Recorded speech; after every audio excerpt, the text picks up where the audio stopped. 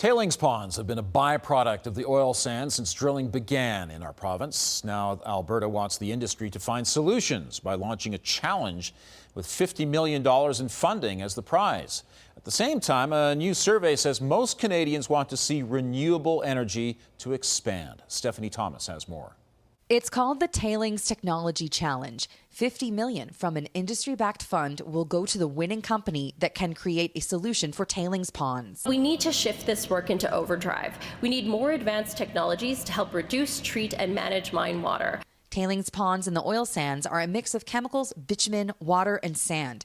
They are environmentally hazardous, yet extremely challenging to clean up. Several companies have been charged for killing ducks and birds that found their way into the toxic wastewater.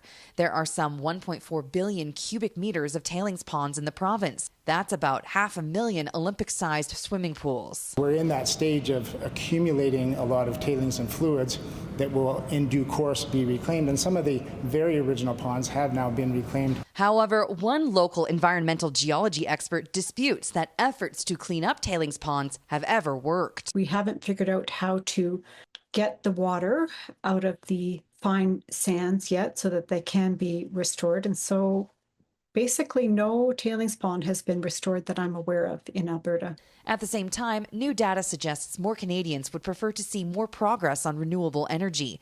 67% of Canadians say they favor renewable energy. 1/3 of respondents favored conventional. Alberta's breakdown is flipped, with just 46% preferring renewable energy and 54% preferring fossil fuels. Abacus Data conducted the survey for Clean Energy Canada. I would read between the lines there is just a real appetite to see real movement and real action. Industry leaders agree that technologies like deep well injection are broadly used, but extremely slow.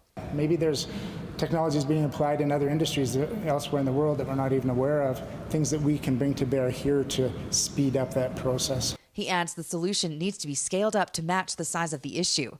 Companies have until September 24th to enter the contest. Stephanie Thomas, CTV News, Calgary.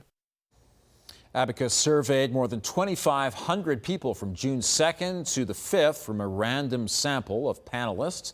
The margin of error is plus or minus 1.92%, 19 times out of 20.